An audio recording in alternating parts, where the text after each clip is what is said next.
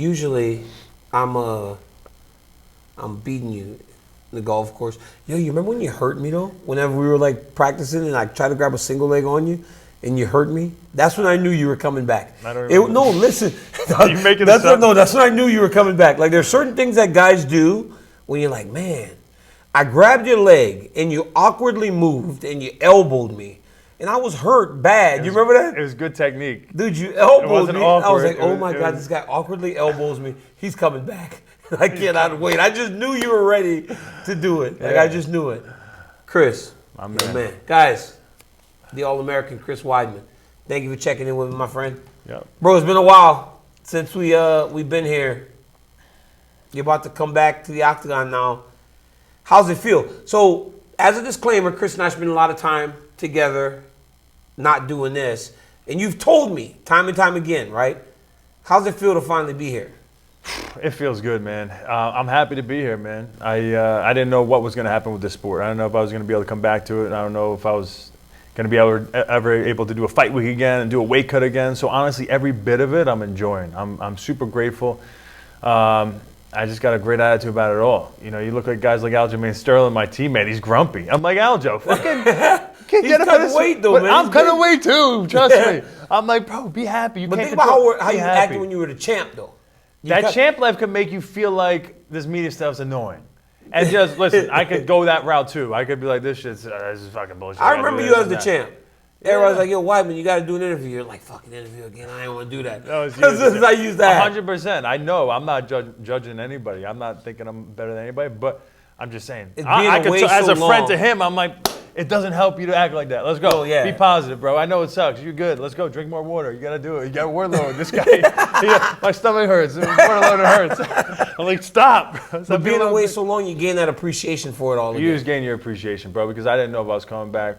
And so for me to be back, it's just like, it's just great. You know, I remember we used to talk, like right when it happened, we'd be on FaceTime. Because you remember we talked about doing some stuff, podcasting and everything, and you would just be sitting there. And I was sad for you, bro. Like, because you kept having setbacks. Yeah. Like in those moments, like I'd FaceTime you and I'm like, yo, Chris, what's up, man? And you're always such a nice guy, but you could see that it was hard. Like, were there moments where you were like, man, I don't know about this shit. I don't know if this shit is worth it. Like, to fucking put myself through what I'm going through mentally and physically to get back to this thing where there is no guarantees. Because you can go out there Saturday and it can be over in no time. Bro, it was hard, honestly, was an understatement. Not that I want to blow it out of proportion, but the whole situation was terrible. I remember getting your FaceTimes from you, and it was awesome. I remember that we were going to do a show together, and you hired someone else. You went and did Never Back Down podcast or some shit like that. Won't back down. Won't back down podcast. And that's not why. That's not what happened. This guy, I love it. Love DC, but he gave the job to someone else. But I'm glad I was in the interview process. What the I'm on my deathbed over here with a leg injury, and he FaceTimes me pretending like he's actually trying to see how I'm doing. It was an interview. He was interviewing me. I go, shit, I've never been on an interview before. I'm actually nervous now. He's interviewing me. But it didn't seem like this was a thing that was going to happen. But now that you're here, you're full of gratitude. But then when people talk about Chris Weidman, we were speaking about this yesterday, and it was like the why. You've done everything. Champion, beat Anderson, made money. Like, why? Because I just know what I could do. I could shock the world, even crazier of a shock of me knocking down Anderson Silva. Me coming back for this injury, and then everything I've been through with it, the documentary is going to come out. You guys will really see what the fuck I went through. Then, for me to be able to climb the rankings like I'm a fucking top prospect, get breakthrough fighter of the year. Imagine that. Mm-hmm.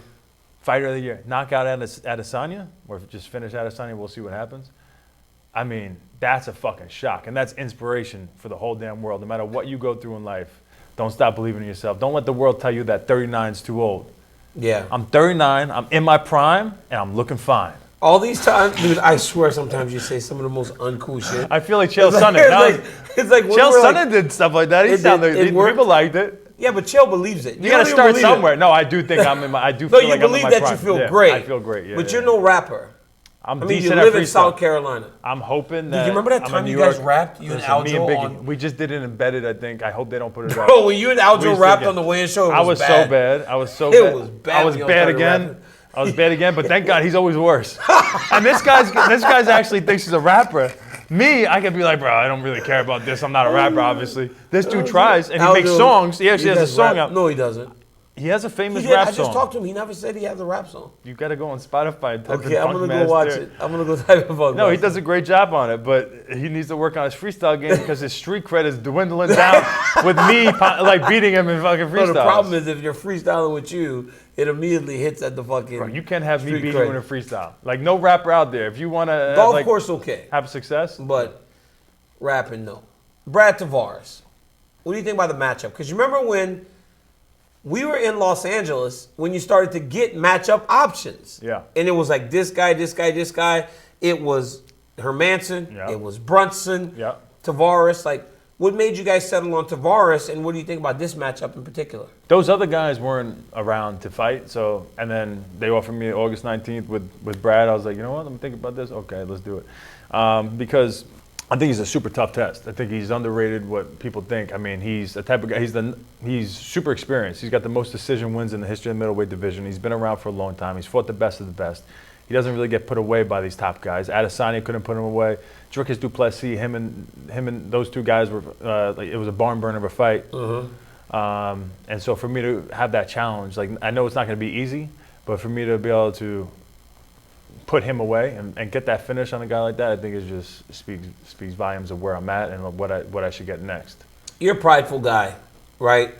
You're on the prelims, and like honestly, like I'm serious. Like when you've been at the top of the marquee, you've been where the pay-per-views were built around. How does that feel for a guy like Chris Weidman? Yeah, don't like it. I feel disrespected a little bit. I've When did you seen find other out? guys.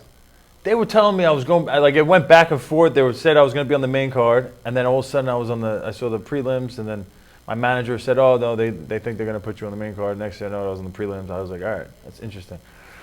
I was like, maybe because the documentary I'm doing with ESPN, they want me on ESPN. I don't know what's going on, but at the end of the day, I'm like, I'm using it as a motivation. I've seen guys that they put on the prelims. I've seen guys who were accomplished and they put on the prelims, and I was like, oh, that's kind of messed up.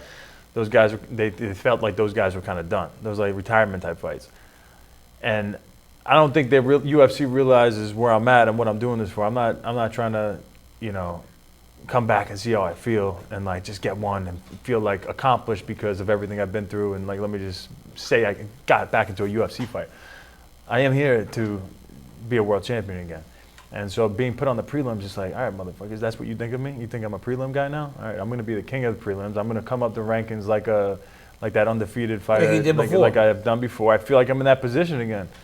I'm going to rise to the top pretty damn fast. And but yeah, like I take it as a challenge. Like, all right, you guys, that's what you guys think. The Game Time app is the world leader in last-minute ticket purchases, whether it be basketball, football, UFC, concerts, or comedy shows. It does not matter. The Game Time app has got you. All you got to do, download the Game Time app, use the promo code DCTV. We will give you $20 off of your very first purchase. So it don't matter where you are in the world, guys. New York City, Los Angeles, the beautiful Bay Area. Get out and do something fun and use the Game Time app to get it done. Last minute tickets, the Game Time app's got you. Also, use that promo code DCTV, and we'll give you $20 off of your first purchase. I'm a prelim guy now. Is that what you think? Okay. You're going to be seen by I more also people. think another part is, bro, I'm a pay-per-view seller. Not to toot my own horn, but every one of my pay-per-views. You've received the checks before. I've received the checks before. Every one of my pay-per-views, I've seen the numbers. I've done fucking pretty damn good. Better than these pay-per-views that are going on now. Yeah. They might be trying to hurt Aljo, not putting me on the main card. Bro. Aljo's the only one getting pay-per-view points, really, right? Yeah. You want the names. I think they're trying to hurt him. But I could take this a lot of different ways. Technically, though, you'll be seen by more people on the prelims. Yeah, but if Because you more people watch the prelims because it's on I mean, TV. like, all right, I could say that and make And it's myself like feel Chris better. Weidman after 2 years away. Everybody gets to watch this inspirational That's cool, story. yeah. If I would like to hear them say that. I don't think that's the reason.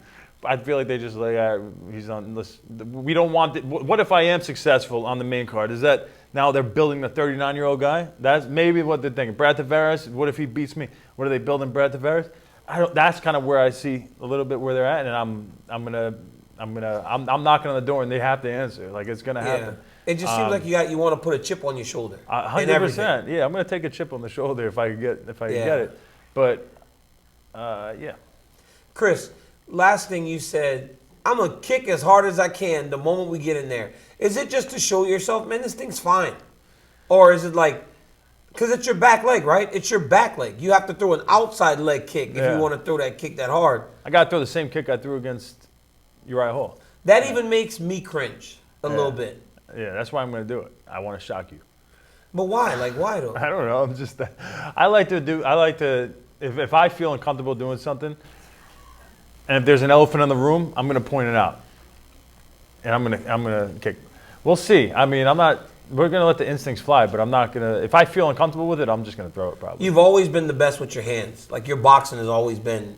It's not like you throw great kicks. My kicks are hard, though. They're hard, but they're not that good. I mean, they don't look pretty, but they're awkward and they land though. And tough. Yeah. And you got this ability to hurt people. You did it to me when we were just drilling wrestling. Chris, last thing before I let you go, my friend. How about you get your schedule? Who on the schedule? I didn't have to text you. Hey, Chris, can we do an interview? Can we sit down? Your ass is mandatory. Yeah, bro, it's really crazy. Isn't it amazing? Is that shit not this crazy? Guy, he's so. First of all, a great interviewer and great commentary, dude. My dude, thank you. He is talented. Yeah, you're talented with this shit. But it's because you're charming. This guy charmed everybody. This guy stole everybody's money, and they don't even know it. They don't even know it. You just robbed everybody. You took everything. You took over. This guy took over in a charming way. Where's your schedule? What does it say on your schedule? It says sit down with Daniel Cormier. I can't believe that, honestly. I thought it was going to be one of those things I show up to fight week and you text me, yo, you mind doing the thing between your other thing and the day before weigh-ins? I'd be like, all right, I'll fit you in. But for it to actually be on my schedule, you like that, that's pretty big time. You kind of like that shit, don't you? Well, you know how many people would love to be on that? On the schedule? Of course. Mandatory with every fighter. We're famous. You got famous people all day long. Chris Weidman returns this weekend at UFC 292. He takes on Brad Tavares. Watch him on the ESPN prelims before the main card.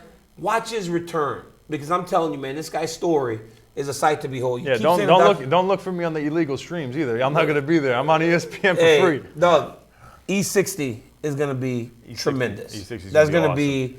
It's an amazing product, and they do a great job. They're going to tell this story. Once you guys see this guy's story, it's unbelievable. And you spoke about that angle of the break where the leg pops. That shit was nasty, bro. You'll get the blood and the bones popping out. Like, you didn't see that where the UFC showed what happened to me in that octagon. You just seen my leg turn to rubber, like Anderson Silva's, like Conor McGregor's.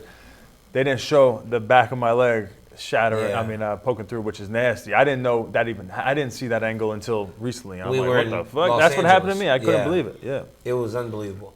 Guys, Chris Weidman, back in the octagon, the All-American. One of everybody's favorite guy. We miss you on the weigh-in show, bro. I can't wait till you get back. I can't wait till you get back, but take care of your business this weekend. Guys, like, subscribe, and make sure you watch Never Back Down, Won't Back Down Radio on Sirius XM, and Chris also has a YouTube channel, so tap into his too. Till next time, peace. This guy's the best. This guy's good. This guy's good.